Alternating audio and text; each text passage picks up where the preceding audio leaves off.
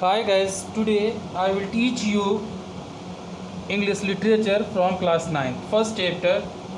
इस चैप्टर का नाम है द फन दे हैड। इस चैप्टर में आपको उन चीज़ों के बारे में पता चलेगा जिनमें आने वाले समय में किताबें नहीं होंगी और बिना किताब के कंप्यूटर के स्क्रीन पर पढ़ाया जाएगा और वर्चुअल आपका क्लासरूम होगा जो कंप्यूटर के द्वारा ही आप पढ़ेंगे। ऐसी कुछ कहानियों को इमेजिन करके इस चैप्टर में लिखा गया है जिनको आपको समझना है। आइए टेक्स्ट पर चलते हैं कि मार्गी even road about it that night in her diary. मार्गी ने उस रात अपनी डायरी में इस बारे में लिखा। क्या लिखा? On the page headed 17 May 2157 C road today Tommy found a real book. उसने पृष्ठ पर पेज पर यह लिखा 17 मई 2157 सी रोड। उसने लिखा ये भी लिखा कि टॉमी ने एक वास्तविक किताब आज पाई। It was a very old book. ये बहुत ही पुरानी किताब थी। Margie's grandfather once said that when he was a little boy his grandfather told him that there was a time when all stories were printed on paper. उसके दादाजी ने उसे बताया कि जब वो एक छोटे बच्चे थे तो उनके दादा ने उन्हें बताया कि ये जो कहानियाँ हैं, स्टोरियाँ जो हैं, ये पेज पर छापी जाती थी, लिखी जाती थी। They turned the pages. वे लोग क्या करते थे कि उस पेज को पलटते थे। विच वर येलो एंड क्रिंकली। और जो कहते हैं उसको पलटते थे और वो पेज पीले और बहुत ही तहदार होते थे। And it was awfully funny to read words that stood still instead of moving the way they were supposed to on a screen. You know, कहते हैं कि या इस प्रकार उन शब्दों को पढ़ना, जो शब्द उसमें लिखे रहते थे उनको पढ़ना ऐसे लगता था कि जैसे चलते हुए से प्रतीत होने के बजाय मौन खड़े रहते थे। या जो होता था बड़ा ही हंसी मजाक का विषय होता था। And then when they turned back to the page before it had the same words on it that it had when they read it the first time. और कहते थे जब वे पहले के पेज को दोबारा पलटते थे तो उस पर वही शब्द होते थे जो उन्होंने पहली बार पढ़ा था। गी सेड टॉमी ने कहा व्हाट अ वेस्ट। क्या बकवास है। When you are throw with the book. जब आप किताब के साथ थे तो you just throw it away. आप इसको फेंक दिए थे। आई गेस, जहाँ तक मेरा अनुमान है, our television screen must have a million books on it and it's good for plenty more. और कहते हैं मेरे ख्याल से, जहाँ तक मेरा अनुमान है, कि टेलीविज़न पर के स्क्रीन पर लगभग लाखों किताबें होनी चाहिए और ये आने वाले समय के लिए बहुत ही लाभदायक होंगी। I wouldn't throw it away. मैं इसको नहीं फेंकूँगा। Same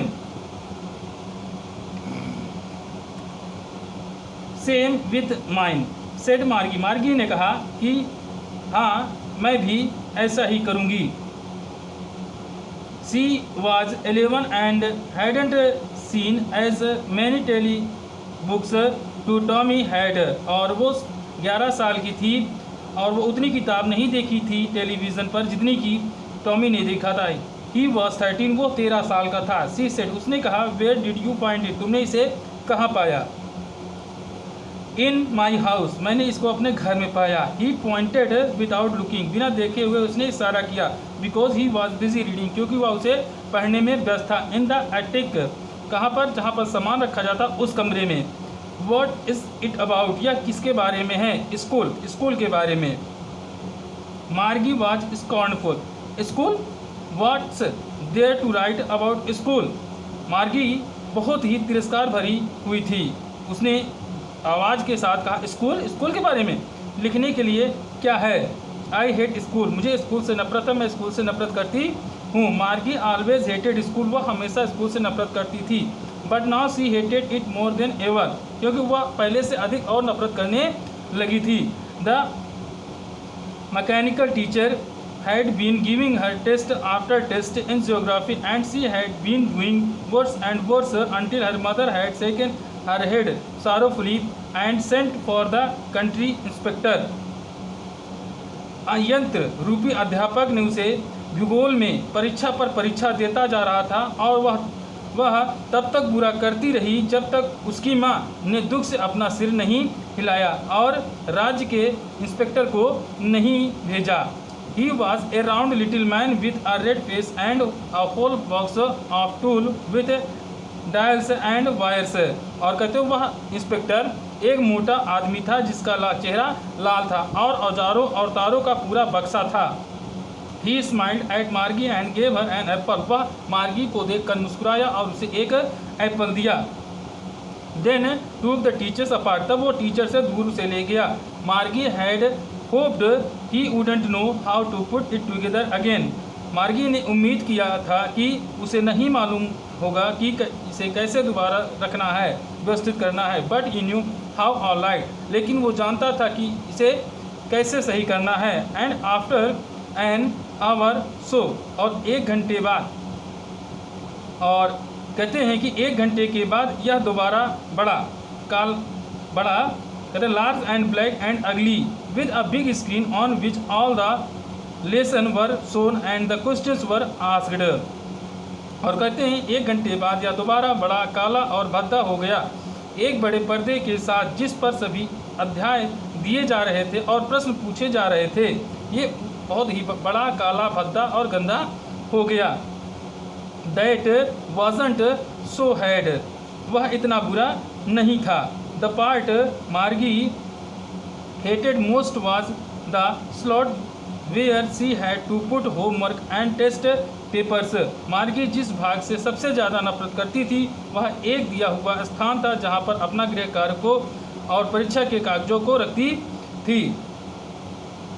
C always had to write them out in a punch code they made her learn when she was 6 years old। वह कहते हैं हमेशा उन्हें गुप्त भाषा में लिखती थी। जब वह 6 साल की थी तब उसे पढ़ना सिखाया गया। और यंत्र रूपी अध्यापक कहते हैं and the mechanical teacher calculated the mark in no time. और कहते हैं जो यंत्र रूपी अध्यापक चिन्ह को बिना कोई समय लिए ज्ञात कर लेता था। The inspector had smiled after he was finished and patted Margie's head. Inspector जो था वो अपना काम समाप्त करके मुस्कुराया और मार्गी के सिर पर थपथपाया। He said to her mother. उसने उसकी माँ से कहा it's not a little girl fault. ये छोटी सी लड़की की गलती नहीं है Mrs Jones. I think the geography sector was geared a little too quick. और कहते हैं यह जो मेरा जो सोचना है कि भूगोल विभाग थोड़ा जल्दी व्यक्तिगत कर लिया गया था।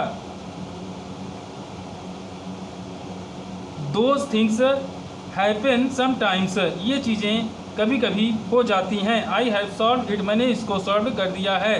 To average 10 years level. इसको 10 साल के एवरेज से मैंने सही कर दिया है। Actually the overall pattern of her progress is quite satisfactory. लेकिन कहते हैं कि वास्तव में इसका जो प्रोग्रेस है, उन्नति जो है वो संतुष्टि रूपी है। And he patted Margie's head again. उसने उस मार्गी के सर पर दोबारा थपथपाया। मार्गी वॉज डिसअपॉइंटेड। मार्गी बहुत निराश थी। She had been hoping they would take the teacher away altogether. वह उम्मीद कर रही थी, आशा कर रही थी कि वे अध्यापक को हमेशा के लिए दूर ले कर जाएंगे। दे had once taken Tommy's teacher away for nearly a month because the history sector had blanked out completely। और कहते हैं वे टॉमी के अध्यापक को करीबन 1 महीने के लिए एक बार ले जा चुके थे क्योंकि इतिहास का विभाग पूरी तरह से खाली हो चुका था। सो सी सेड टू टॉमी। इसलिए उसने टॉमी से कहा why would you anyone right about school. तो उसने क्या कहते हैं कि स्कूल के बारे में, कोई स्कूल के बारे में क्यों लिखेगा। आज का ये जो पहला पार्ट है हम आपको यहीं तक पढ़ाएंगे और नेक्स्ट डे आपको नेक्स्ट पार्ट में इसके बारे में बताएंगे। आप इस चैप्टर को यहाँ तक पूरा रिवाइज़ कर लीजिएगा। उसके बाद हम नेक्स्ट डे अगला पार्ट आपको बताएंगे। Okay, that's all.